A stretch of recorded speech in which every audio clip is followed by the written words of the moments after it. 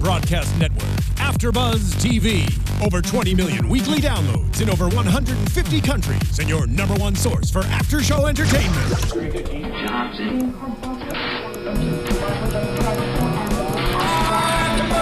AFTERBUZZ TV, the destination for TV superfans, producing aftershows for over 300 of your favorite TV shows, interviewing celebrities and showrunners, and bringing you behind-the-scenes exclusives. All thanks to E! Entertainment's Maria Menounos, producer Kevin Undergaro, and internet leader Akamai.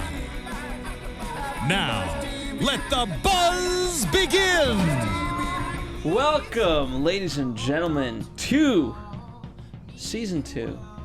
Penultimate episode, still penultimate episode. We're coming tonight. to a close here, almost. Next week, that's it. And tonight, Conde versus Francis comes to a head. We'll get the meaning.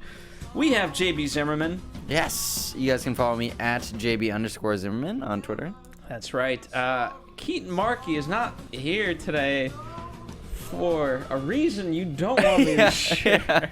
Oh, man. It's... We had it back and forth with Keetin. She said she was going to come, but the hashtag Royal Bros are here, holding it down. We are. If you haven't already subscribed at youtube.com/AfterBuzzTV, do so. Don't want to watch us, want to listen to us instead, go to SoundCloud, go to iTunes, go to all that stuff. It's all there. It's all free. However you want to get us, it's there. Indeed. You know what? I really like this episode. There was a lot of the love stuff, but there was a lot of action too. And I like that. Yeah, no, it was crazy. Like, the action, I think they stepped up a huge amount. I mean, we've seen a lot. Like, they kind of pepper it in every now and again, but this time it was like full-blown, like, Lord of the Rings status. I mean... I really wanted, like, a Hobbit 3, Lord of the Rings, Return of the King type battle. Right. And maybe we'll get it just like next massive episode. Armies just like rushing towards. Yeah. I'd love that too. No, believe me, that's... The coup is progressing. And speaking of progressing, we have Keetin Marchi on the line. Hello, everybody. Hey. Hello, Keetin. Oh, I'm so sorry I can't be there tonight. Yeah, what castle are you visiting tonight?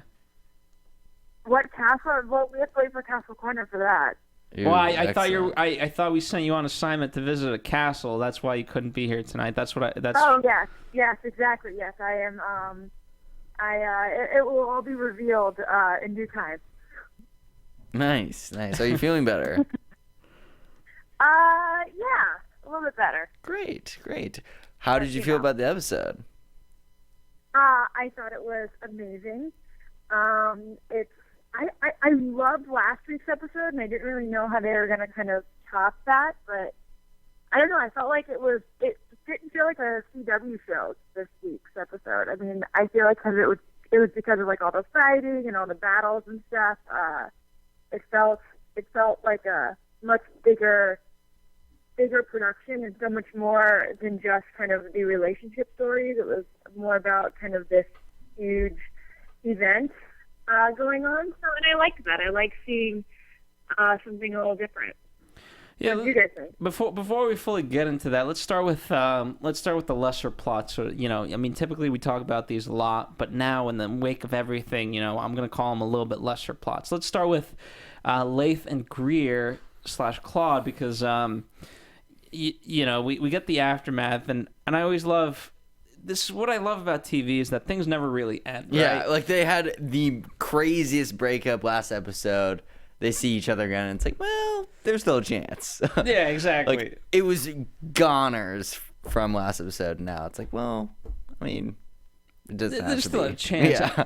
And it'll, in this regard, it ultimately comes down to Leith and how strong he holds Greer to this. Because if she comes begging back, and maybe if she says everything that he wants to hear in terms of, I'll let go of the brothel, I'm ready for you, then it might work. Because, I mean, certainly that's what Claude says to him about being an independent woman. Sometimes, we just get acclimated to that situation, but it doesn't mean deep down that we don't want someone to protect us. Right. Yeah, actually, I was thinking that Claude might convince him to back down a little bit and kind of be more there for Greer and kind of put his desires aside almost to be with her if he really loves her. Almost. Keetin, your thoughts? My thoughts, I mean, I love Leith and Greer together, and last week's episode made me so sad and made me want to shake Greer because I'm like, what are you doing? Like, I get it. I get that, like, it's, you know, she's finally in control of herself and her own destiny for the first time ever, and a lot of women don't have that opportunity, no matter your status. And so, you know, I get that, but again, we know from the very first season and the very, I think, first episode, who her like soulmate is, and that's Leith. And that's Leith's soulmate is Greer. And so I want to see them together. I want to see them to be able to find a compromise. You know, I don't want to see Greer kind of give in to what Leith wants all the way, and I don't want to see, you know, Leith just kind of let his morals and what he believes in go completely. But I want them to be able to find a compromise. I don't know what that compromise is, but I hope they can find it because I think they need to be together, and I want to see them together. Do you think we're gonna find the next episode? I don't know if we're gonna wrap everything up by next episode. Yeah, there's a lot of untied storylines for sure. No, I think they're gonna leave us with a lot more questions than answers. So I have a feeling that with what they left us with this episode, there's gonna be even more like next episode, because I mean they have these seasons are so long that they can put in so much information. So they'll leave us hanging. As they do. There you go. So, I mean, there you have Greer. There you have Leith. I guess the only other part about I thought it was great seeing Claude and Leith's interaction. But the question of tonight is, did Claude really see something? And if so, what was it? And what danger does it hold? Is it supernatural? Is it human? What is it? Right. But also, what was she seeing with Leith? I mean, I sort of felt some chemistry between them, like actual genuine connection. Oh, there was so much chemistry between them. I mean, it felt like it's kind of gone from, I feel like, her first wanting to seduce him just because she's kind of a crazy little bitch, to them actually kind of caring for each other in like a brother-sister love-hate way, to now I feel like they're becoming friends. And they have chemistry, and I get nervous with that chemistry between those two, and the loose cannon that is Claude, and what she's going to do with that chemistry. And also Leith, who is very emotional and very hurt at kind of this moment when it comes to women. So I don't know, they might get into trouble. Those two. By the way, are you getting an echo? I feel like all phone calls, right? And it's any radio station, you're like at a point where it's like kind of working, kind of not. Are you guys getting an echo? It sounds okay to me. I mean, I can tell that she's on the phone and she's not here in the not studio. Here. Yeah, no, I get that. I just want to make sure that like Keaton's words are heard, because I can hear them, but again, it's that point of like, doesn't sound great, but you can still kind of hear it. So you're like, okay, hopefully audience members back home, you're listening, you're good. Let's talk about Kenna, because there's a lot going on here. Yeah. Yep. She makes a huge advancement to General Renault, and it comes back at her, but then not so much, because he says, you know what, I did this because of my son and all that, but in the fight, ultimately, actions speak louder than words. She was rooting for Bash. She was. She definitely defended Bash, and had she not said something, you know, he could have lost that fight. I mean, it's kind of a crazy, intense battle where there was a lot of people going on, so she was definitely Team Bash, which is good to see that she would cheer for her husband. I know that they've kind of been separated for the time being, but honestly, this like sorceress succubus that he's with is crazy. I hate this she's a kook. lady. She creeps me out. She creeps you out? Is that what you said? There's something that, like, I've never really had a huge issue with her, but like the way she's talking about babies already, I don't know. She's just a little forward and a little forward. Well, she sees the future. She went like 0 to a bunch of kids future. Which, by the way, any like any woman can kind of, if they like someone, that's their future Right. that they see. Right. You don't have to be a seer to try to see yourself in that. True, but most of them don't say it out loud. No, there's some crazy ones Really? that do. Okay. Well. But you're not crazy if you want that. I'm sorry, woman. I I didn't mean it to come off that way. I feel like the supernatural has kind of like taken a back seat most of this season. And even the storylines that it has been involved in, it's definitely been the not the main storyline that all this kind of stuff has been going on in. And so I'm kind of excited to see her welcomed into the castle, to see kind of where, what shoes that Nostradamus left open, like that she can fill, and to kind of get more storylines besides the political and the love story stuff, and to get some more supernatural stuff going. But she freaks me out. I want her to stay away from Bash. I'm like, Bash, what are you doing? This is crazy. What is this ritual that she does with the servant? I mean, she definitely banged that servant dude. It was a ritual. Still. That's what you know what? We need more. Hey, you wanna go for a ritual tonight? I mean, Oh God. if I was a servant, I'd be like, all right, a little wine. Yeah, he had no ritual, problem. He said, "Hey, whatever. if I'm gonna die, I might Yeah. as well." It's not a bad way to go. Just Just saying. Yeah, Keetin, if some guy asked you to go out on a ritual, what would you say? I would say absolutely not. I know what this crazy ritual crap is. That's it. If it was Nostradamus, I might think about that. Fair enough. No. I don't think so. I think I would stay far away. No rituals for you Yeah. in the foreseeable rituals. future. Pass on the ritual. Got it. Stay away from the rituals that might be. I mean, take it like a marriage. Like getting married is technically a ritual. Right. So I mean, who knows? Maybe if the right guy came along with a big enough ring, I'd go. Oh, okay, yeah, I like that part of it. There All you right. go. So there's a We'll let that slide. We'll move back into Reign so people don't really contemplate too much about your gold diggerness. Right.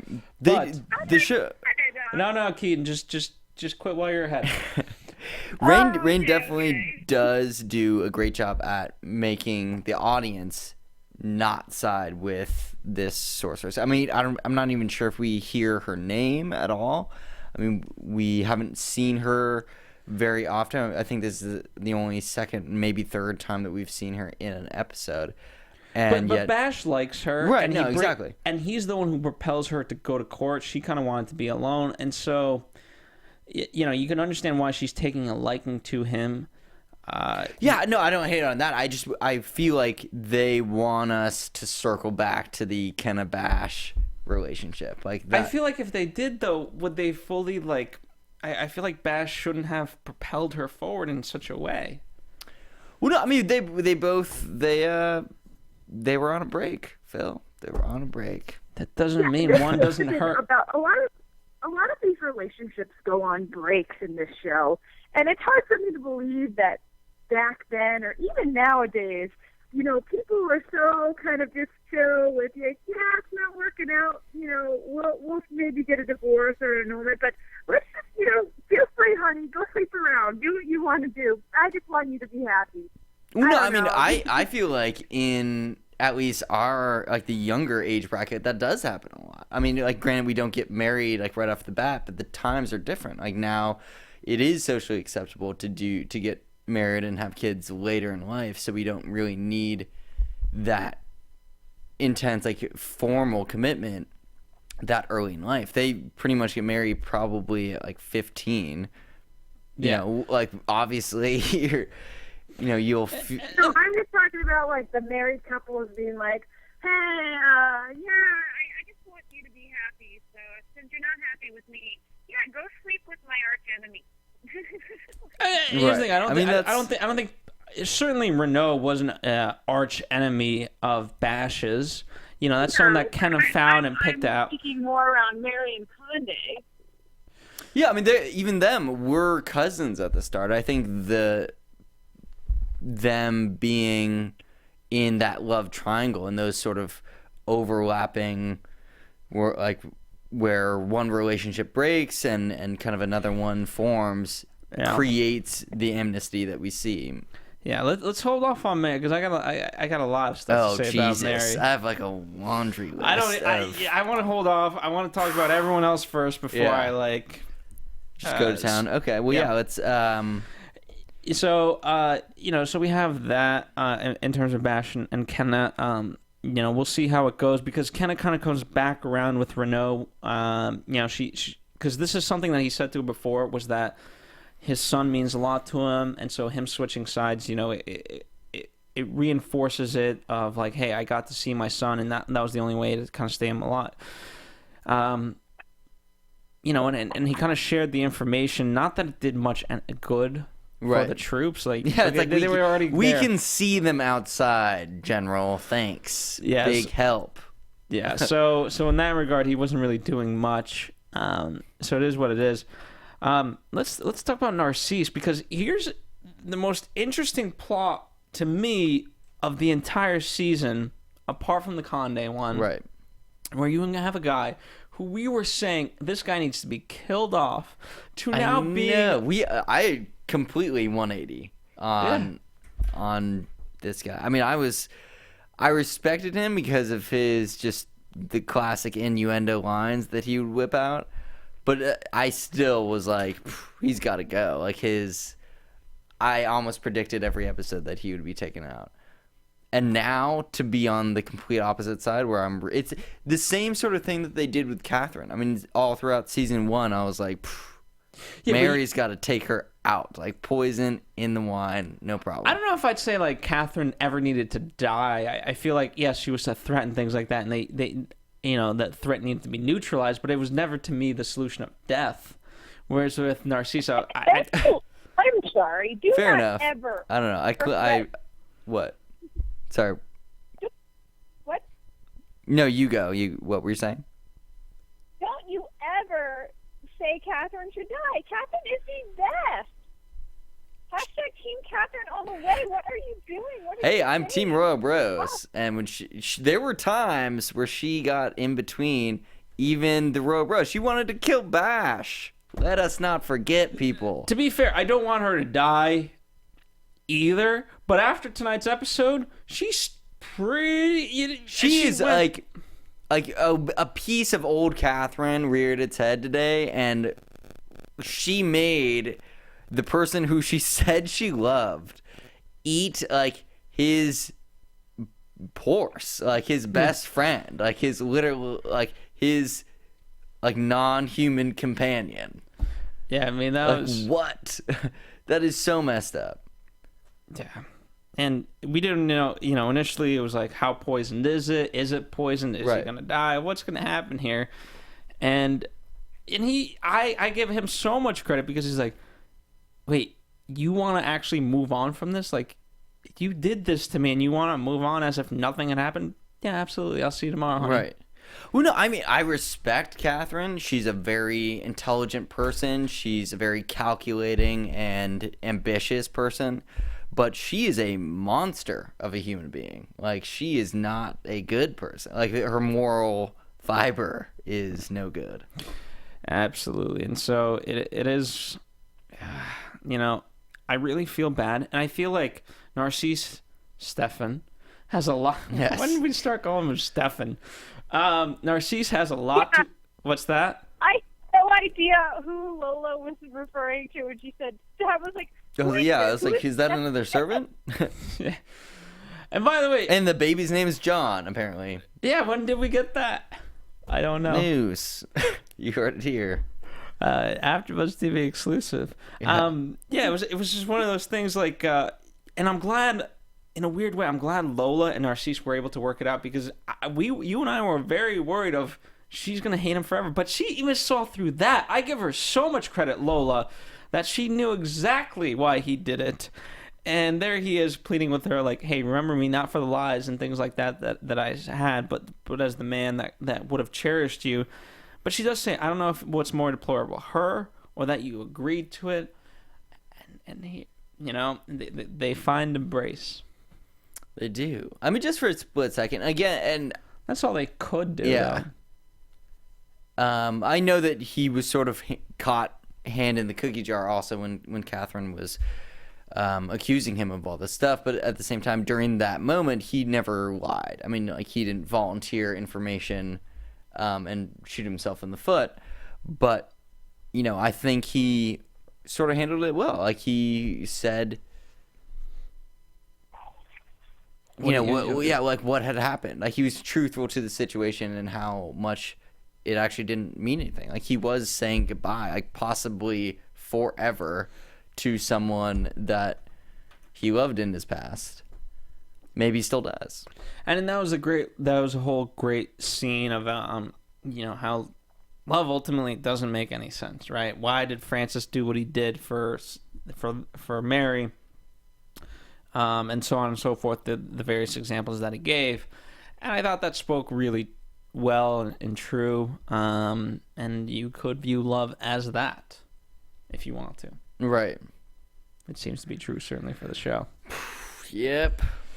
Jesus. So, Keetin, any last thoughts on Narcisse? I agree with you that he's been one of my favorite storylines. As much as I hated him for a while, I just think he's definitely the most complex character they've given us this season.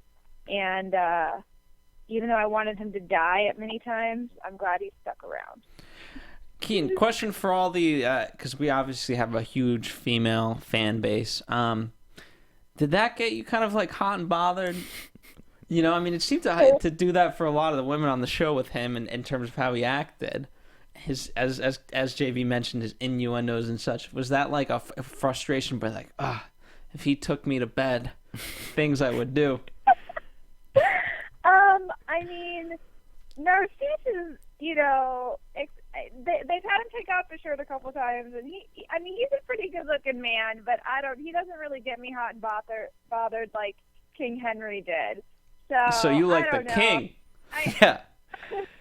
Yeah. Okay. Fair enough. Yeah. A lord will not do. Yeah. Exactly. Okay, we've established one VIP thing somewhere tonight on the episode, that Keetin loves power. She does. No, I'm not that into Narcisse. I get it. It's the size of the ring that counts. You got to be a king. The heavy is the yeah, I get it. I would take over Francis any day. You would take what?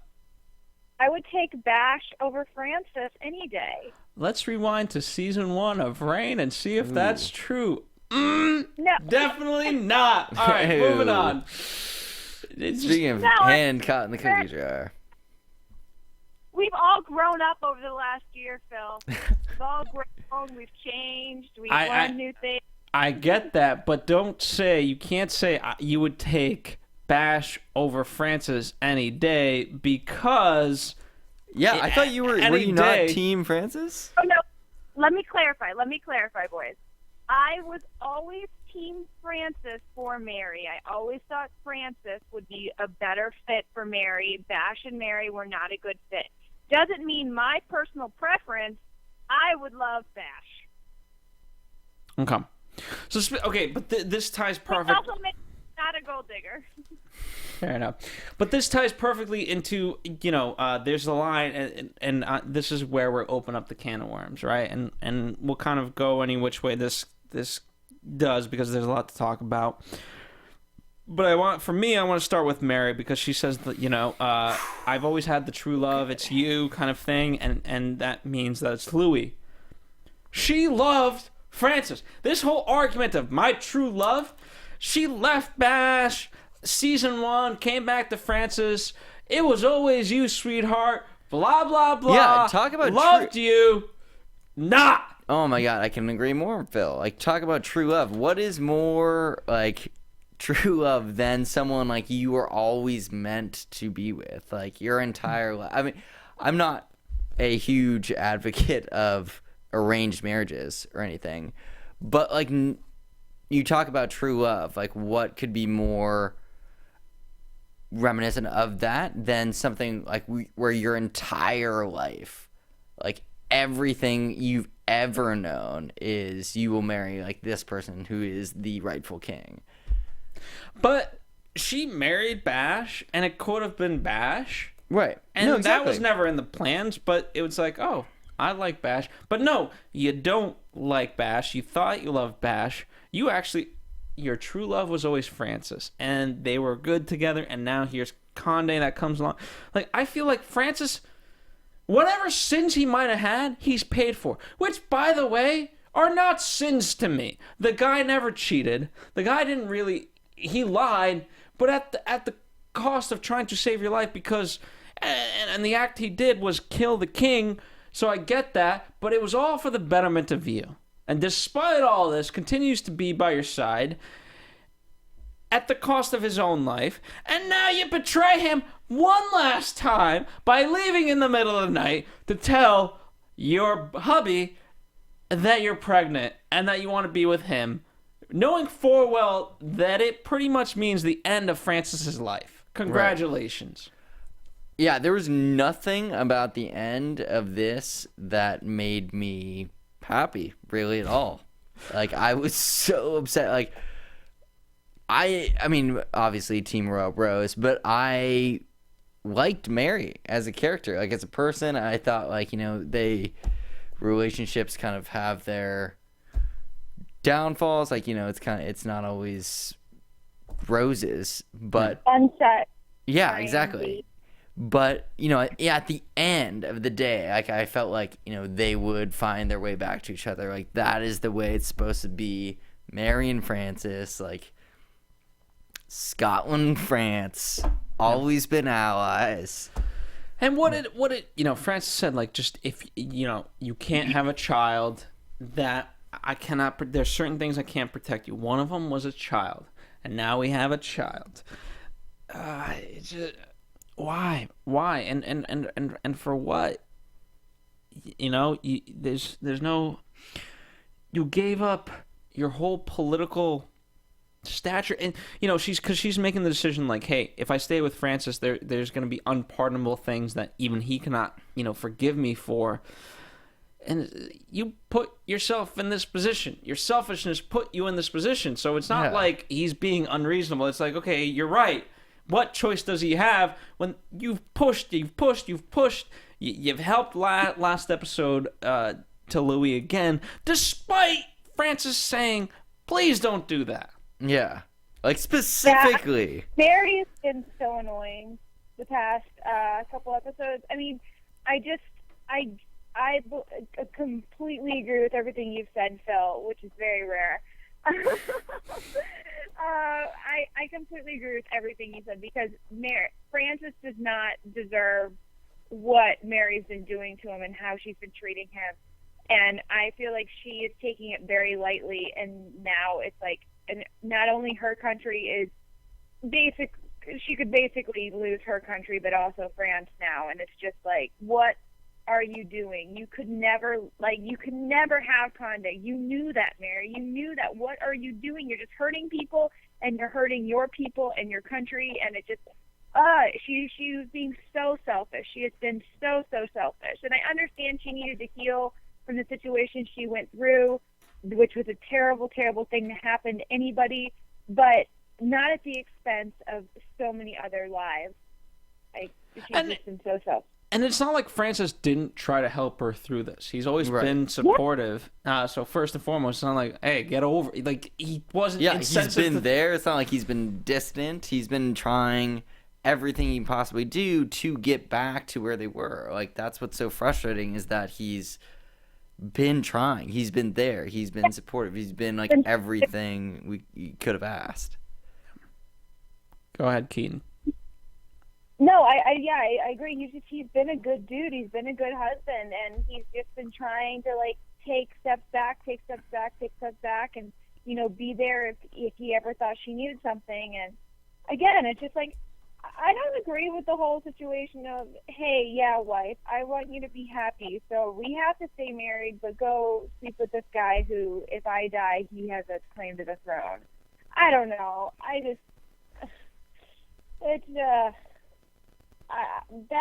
don't think that was obviously a smart decision for Francis. But again, yes, as you said, he was trying everything in his power just to make Mary happy, to help her, and this is all backfired. Right. Mary worse. So right much now. so. I mean, it's one thing where she was just overwhelmed by her feelings when it was like, after the fact of her like intense episode, but to now in this stage that we're at, go against like every bit of rationality. Like he is aligned with England, like your enemy. Like he has their troops outside, and that's what what. I spoke about this last episode, where Francis said like he's planning a coup, and Mary says he's not like that, and today she said no, he won't do that. Mary, you in the past 2 episodes, right? I was going to actually give like an actual timeline. Right. I don't know what the timeline is. In the past 2 episodes, let alone he even beyond just that, got married to someone else. He literally had a proxy wedding like last episode. Exactly. So, but Speaking of the wedding, can I give a shout out to somebody about the proxy wedding? Sure. yes. Okay, so the proxy was played by Megan Heffern, who we've had in studio at AfterBuzz. I did a Nice. spotlight on with her, and she is so awesome. And I just want to give her a shout out because she's amazing, and it was so exciting to see her in Reign because she's good friends with a lot of the cast members. So, anyways, I digress, but yeah, that's all I wanted There you go. to do. It's Megan- almost like you're our proxy. Yeah. You're on the phone. But what I was going to say is that Mary clearly has been proven wrong multiple times about, like, the evidence is in front of you. So the fact that you're so blind, stupid, ignorant, whatever you want to call it, good or bad, you could call it love, but you're wrong. And it's at the cost of, as we're saying, at the cost of everything. And yes, you are 100% crazy if you feel that Elizabeth is going to let you live now that you're reunited with Conde. Conde is foolish to think that. Right. He's gonna have his French army after this, and he's gonna have to go fight Elizabeth to keep Mary. Yeah, and there's no end in he'll sight. lose. Like if he takes over the French court, he doesn't have that many soldiers of his own. Like they're pretty much just the Protestant radicals, maybe some of the Bourbon armies, but that's a pretty small state to my understanding. Like compared to England, And you have to not look even at, close. Look at, Keetin, this is where your history comes in, but correct me if I'm wrong. Elizabeth's #1 goal, yes, it's France and things like that, but it's also in the political pressure that she is facing, it's to have a male by her side that she can lead with. So Yeah. she's not gonna all of a sudden like go ahead. Here's Conde and Mary, and they're married, and I have a strong foot in France, but I still have no king. I don't think that's gonna fly. Go ahead, Keetin. Elizabeth was known for, obviously, she was getting tons of political pressure to marry somebody, but she was also known for basically, she knew she was never going to give in to that. She was never, she would flirt with guys all the time, but she would never feel, like she was not somebody who was ever planning on getting married, ever. And so but those are the rumors that went around too. Like people kind of knew that. Like she was not going to give up her full status of power as queen to somebody else who wasn't, an English monarch. And so, yeah, this is another reason why it also was very confusing to me. And they kind of played off of it a little bit. They had Conde kind of say a little bit, I never thought, Elizabeth was really going to get married. So they're twisting history a lot, as Reign does. But, I don't know. I felt like Conde was smarter than this. I felt like he was a better person than this. And it really disappoints me, all the steps he's kind of taken at this point, just to kind of screw. I don't know. He's being real stupid. If you ask me, he's being real stupid on all. I don't think he's being real stupid. I mean, he's following his destiny, if you want to call it that. I mean, what he's doing is smart. And his brother pushed him to it his whole life to some extent. Yeah, It is. I don't blame him ultimately. I blame Mary. She should have seen this coming. Right, and he is ambitious and everything. It doesn't make me like him in relation to everything else because of what he's ruining, which is to say everybody's lives. But like if he really did love Mary and if they were to be together, like could we even get over the fact that he married someone else? Like like the day after he left her, he just shotgun weddinged in Vegas, or the fact that he kidnapped her to like blackmail her husband, or the fact that he's about to lay siege on her home and kill everybody that she's known. Like, I feel like for them to even have any type of life, like not even a short one, like a week outside of this, like that would be the worst week ever for them. Like they have no future. Like I can't. That's why I'm just so unhappy. To see this. I'm so unhappy with this show right now. It's nothing on I'm unhappy with Mary. Fair enough. and I don't. Mary is like the lead in the show. It makes it's frustrating to see this great heroine and this great kind of strong female character. I don't know. They like kind of make these decisions that she's making. It's just frustrating. Here's the thing. It's frustrating because you're right. She's a very strong character, and in that sense, she's being guided by emotions, which isn't a bad thing, right? If you had a case of a woman being guided by emotions, but it was working out, then that's a good example. I think that stuff happens all the time, and it's all well and good. But in this scenario, when we're talking about possible bloodshed, it doesn't come off well. It doesn't portray women in power in the best of light, and that's also upsetting. Yeah, no, exactly, Phil. I feel like obviously you can't, like, no one's perfect. Not every decision is gonna be a good one. People are gonna make mistakes, but where I see the fault in her is that she's made so many mistakes and continues down that path. Like, she knows, it's not a secret that that's like not a good relationship move that she should make, but yet she still does it. Like, she's unable to correct herself, which is interesting because she's such a strong character. We've seen her in the past overcome incredible hurdles and obstacles, and to see someone that we've rooted for so many times before, obviously people make mistakes, but to see her just tumble down this path and just without any sight of redemption, like every time we get a glimpse of it, like, oh, she's going to get back, like now we're gonna get back with where we should be with Mary and Francis, like living happily ever after, she just destroys it.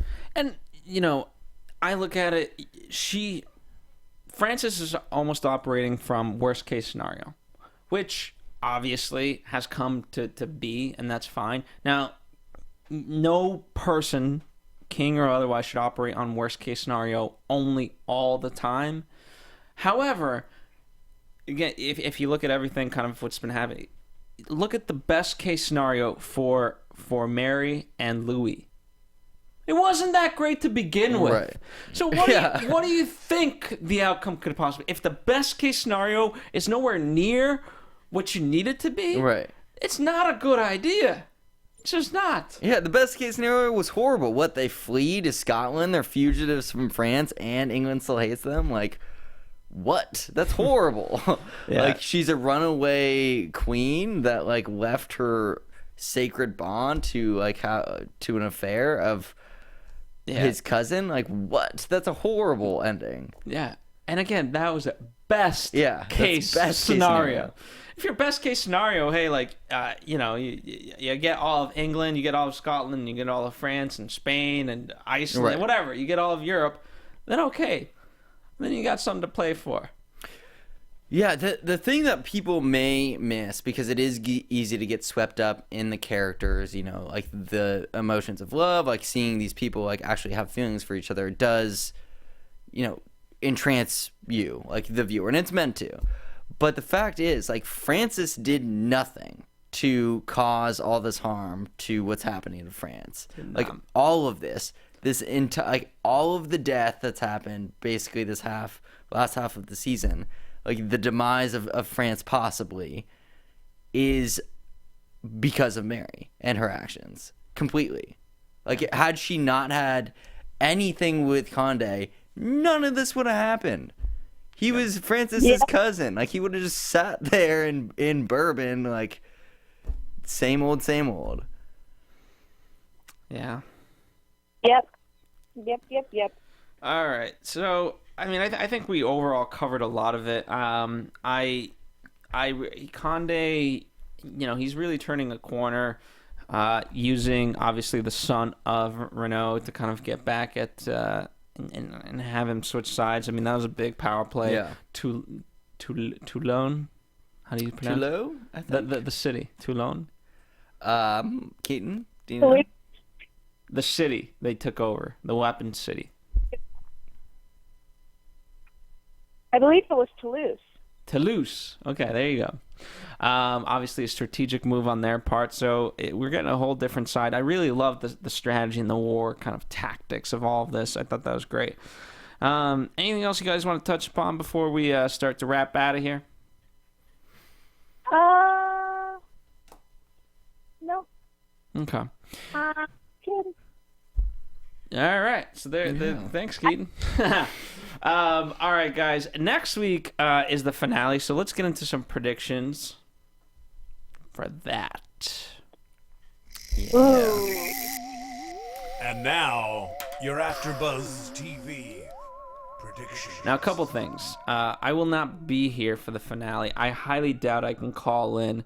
So with that, I propose to you guys now that we do a special season finale, or season recap the week after, and we'll recap the entire season.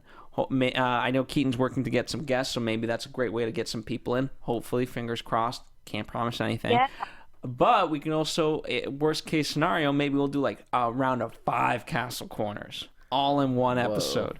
Just how's that sound? Castle Corner fest. I know we've dropped the ball on Castle Corner a little bit, and things like that. But I feel like if we recap the season, it'll be a fun episode. We can all, we can have fans call in for that as well. We're always pressed for time, so we don't always get to interact as much as we like to. But that could be a fun little thing. Maybe we'll do it a little bit earlier too, so that way East Coast can participate a little bit more, and the West Coast too.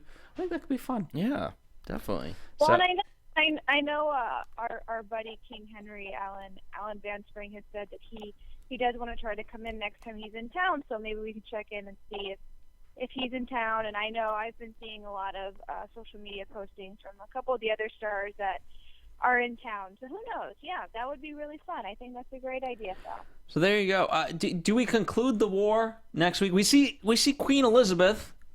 Queen versus Queen versus Queen. Oh, man, I'm so excited about that. Like, finally, she's been in the conversation since, like, episode 1. I think her wrath is season 3. I think that's, like, the right. cliffhanger. Like, we can't solve everything, Right. And, well, I don't know. We'll find out. Yeah, no, again, this is sort of where I wanted it to go with bringing in new characters, making the Reign world, if you will, bigger. I just wanted it a little bit earlier, but I'm not going to hate on it. Oh my god, do I not want a full season of, like, Condé and Mary? Like, that's just... I'm out. I'm out, Phil. I'm out, Keetin. Well, we'll find out. Good. I don't think it's going to be that. Obviously, so much...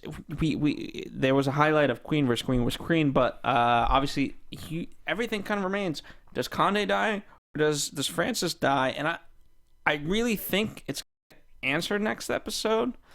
I don't know how. What if they both die? I feel like a stalemate is the only... Yeah. I feel like, here's the thing. You can't be you can't beat around the bush on that. If you're gonna have a character die, you gotta just go for it. Take a page out of ABC's Revenge, because they've been doing that crazy over the past couple seasons, and they're coming up. That's a show that I host as well. But Reign, certainly the writing's been phenomenal, and if you're gonna do it, you gotta just go for it. I don't think there's what they did with Narcisse. I thought they would have to kill him off. They did it great there. I don't see a similar thing happening with Condé, but we'll see. Yeah. Well, I have to say that Jill Bauer, who I've been meaning to give a shout out to. She's huge with tweeting us on Twitter and following us on Instagram. She says that Francis is absolutely going to be dead by season end. So. Oh well, thank you, Jill, for your hateful words. I am Team Robros all the way. I am gonna be so upset if Francis does not make it. I think too. You know, I love Conde, but honestly, I'd rather see him go than Francis. So there you have it. All right, we will be. Oh, I will not be, but JB and Keen, can you promise you're gonna be here next week to the fans? I promise. Next week. I'm so sorry. All right, Keaton will be here. JB will be here. I will not, but I'll be back here for the recap of the season 2. Maybe we can get Tina back for that. That's right. We'll try to get some people. We'll be back. Thank you guys for joining us. Leave a comment below. Let us know what you're thinking. There's a lot, season finale coming up next week. A lot to discuss. So, be bold, get your theories out there now, and be the one that said, see, I told you so that would happen. Nice, yeah. Because if you don't write it, I can't validate you. And of course, there's Twitter. So, Keaton, what's your Twitter? My Twitter's at Keetin Marchi. I almost have 1,000 followers. There you go, Keaton. Get Keetin Marchi, get her to 1,000 followers. JB_Zimmerman. Yes, on Twitter and Instagram. That's right, and AFTERBUZZ TV, Facebook, Twitter, Instagram, all that stuff. Subscribe, rate, comment. We love you guys. We'll see you for the season finale of Reign. From executive producers Maria Menounos, Kevin Undergaro, Phil Svitek, and the entire AFTERBUZZ TV staff, we would like to thank you for listening to the AFTERBUZZ TV network. To watch or listen to other after shows and post comments or questions, be sure to visit AfterBuzzTV.com. I'm Sir Richard Wentworth, and this has been a presentation of AFTERBUZZ TV. Buzz you later. The views expressed herein are those of the hosts only and do not necessarily reflect the views of AfterBuzz TV or its owners or principals.